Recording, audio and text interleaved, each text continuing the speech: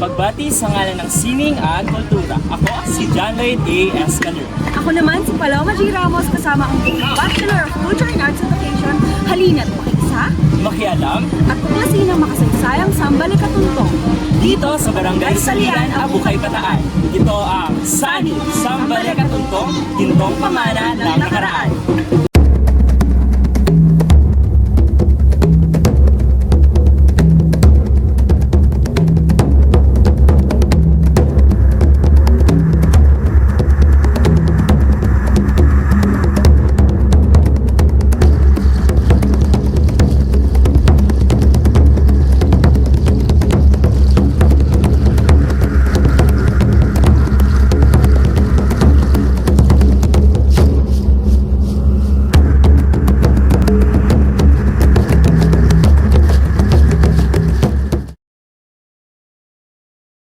Tuwing ika-29 ng Abril, sa pagsapit ng Bukhang Liwayway sa Barangay Salian, sumisiglab ang hangin sa pananabik para sa kapistahan ni San Pedro de Verona.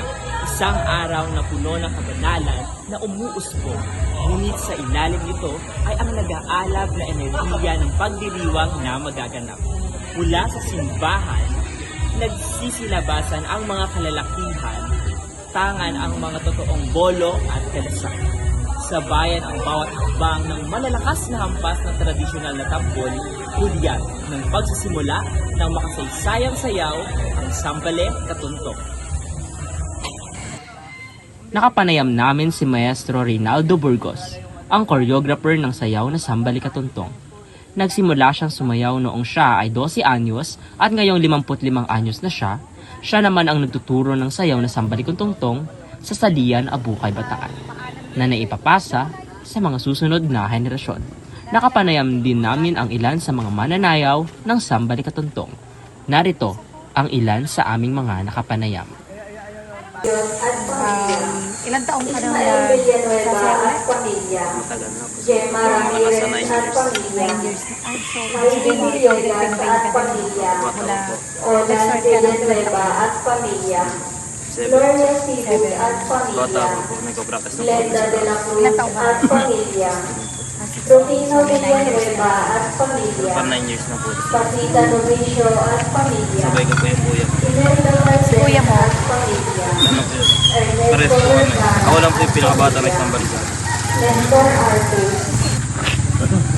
So, mapapansin natin, meron siyang hawak na, ito yung mga yung materials na ginagamit o kaya yung props nila. So, syempre may sombrero. Magandang umaga po Meron sa siyang ating lahat. pinakapanasan.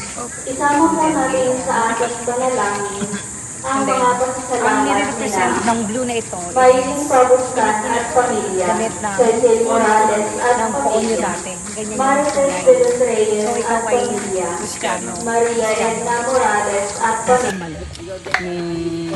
Yung kuya ko kasi yung dati sumasayaw yun muna.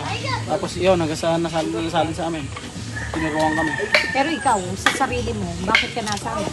Yun nga po, good. Para din po ako sa patron namin. Parang gusto ko rin maglingkod sa patron namin. Yun. So, basta taon-taon na. Taon-taon na. Ito, 4 na taon na to. Itong, ano tawag dito? Kalasag. Kalasan. Opo. So, yung Kung kalasan. kinausap niyo ba ako dati nung interview ito yun. Yan pa rin siya. O ba't hindi ka pa rin nagpapalit? Hindi, hanggang di nabubutas lang. Talaga kaya pa rin nakikita nila yung ano mo.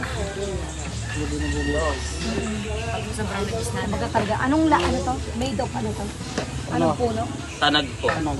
Tanag. Tanag. Ano? Tanag. T-A-N-A-G. Opo, tanag. Saan nakukuha yung tanag? Sa ulo. Sa hulo.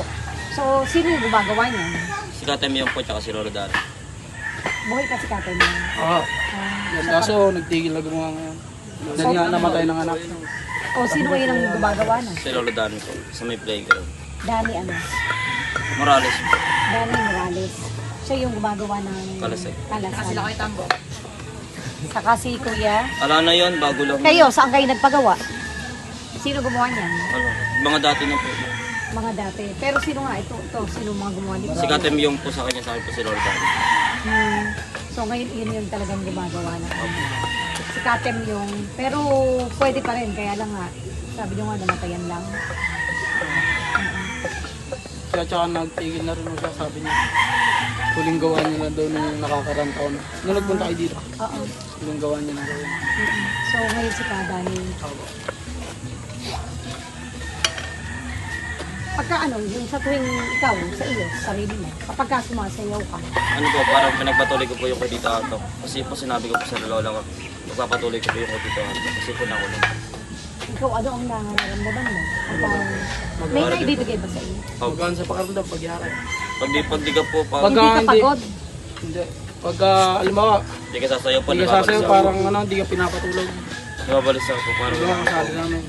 Yun, nararanasan din namin yun. Pag sinabi na hindi ka sasaya, wala ka uniform. Hindi ka makakatulog. Yun, yung mga nauna. Ayan po yung matatanda sa amin. Sila po. So, ang nangyayari, kapag ka may nawawala, may pumakalit. Halimbawa, katulad niyan. Oo na wala po sa papa. Ay, pakapalit. Okay, dalawang ano, ilang taong ka na? Ikaw? Ay, ano? 11. Ilang taong ka na? Ngayon ka lang na ikaw din? Pangalawa na po. Pangalawa. Last year na andito ka. So, nung nawala si tatay mo, ikaw ang kumalik. Pero wala na sa pamilya na nagsasayaw. Yung sambala. Ikaw yan. So, ano ngayon? Ano panata mo ngayon? Papagpapatuloy mo? Ano sa tingin mo yung ibibigay sa iyo yung pagsasayaw?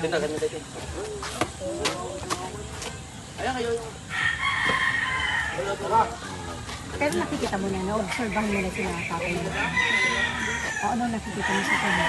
Nagituto po mo sa Natututo ka na sa Ating natutunghayan ngayon ang parada na kung saan nagaganap ang makasaysayang Sambalik-Katuntong sa taong 2025. Makikita rin natin na ang sayaw ay hindi lamang makikita sa mga galaw, kundi pati na rin sa kanilang kasuotan.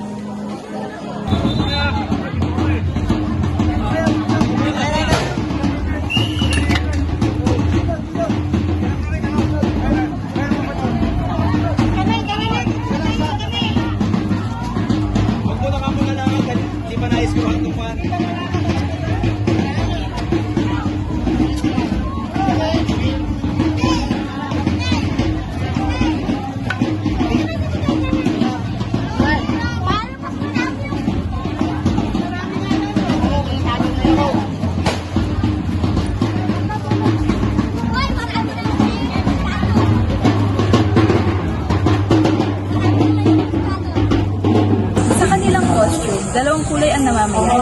Ang pula na sumisimbolo sa moron na kumakatawan sa kanilang patron sa barangay Kabitangan. At ang verde na kumakatawan ng mga Kristiyano, simbolo naman ni San Pedro de Verona ng barangay Salian. Ang kanilang kasuotan ay binubuo ng sombrero, terno ng pangitaas at pantalay na kulay pula para sa moron at verde para sa Kristiyano. Ang bawat kulay ay naglalarawan ng papel na ginagampanan nila sa sayaw. Bukod dito, hawak rin nila ang kanilang kalasan at bolo, mga tradisyonal na simbolo ng katapangan at kultura. Gusto nyo ba ng kahalaman at amazing na kasaysayan sa Barangay Salian? Sa Barangay Salian, isang kwento na paulit-ulit na sinasalaysay ng mga matanda. Ang original na estatwa ni San Pedro Martir na kilalang ring bilang Apo Ante ay minsang ninakaw na isang lalaki. Ngunit ayon sa mga taga roon, hindi siya nakaligtas sa kapangyarihan ng santo. Siya raw ay sumapit na masaklap na kapalaran bilang bunga ng kanyang ginagawa. Matapos ang insidente, gumawa ang simbahan ng isang panibagong estatwa ni San Pedro Martir. Mas luma, mas sagrado at ito ay patuloy na dinarayo at pinangaralan ng mga deboto hanggang ngayon. Ako si Alicia Lois Gonzalez. At ako, si Mark Salenga. At sa pagtatapos ng makabuluhan na selebrasyong ito, naway ating patuloy na pahalagahan at ipagmalaki ang ating kasaysayan, sining at kultura na siyang nagbibigay buhay at nagbubukas sa atin kung gaano kahalaga ang mga tradisyong ito dito sa Barangay Salian, ang Sambalik-Katuntong. Sa aming paglalakbay upang maranasan at maitala ang diwa ng pista ng Barangay Salian, higit pa sa mga makukulay na tanawin at magagandang tugtugin ang natagpuan ng mga mag-aaral ng Bachelor of Culture and Arts Education. Kung hindi, natuklasan namin ang kanilang pagpapahalaga sa kanilang kultura at paniniwala at patuloy na pagsali ng kanilang tradisyon para makilala at makita ang ganda ng Sambalikat ito. Ako si John Lloyd A. Escaler at kasama ng buong Bachelor of Culture and Arts Education hanggang sa muling pagdiskubre ng natataking yaman ng Barangay Salian. Kami ang inyong naging tagapaghatid ng kasaysayan at sining mula dito sa Abukay, Bataan. At ito ang Sambalikat Tungtong, ito ang pangalan ng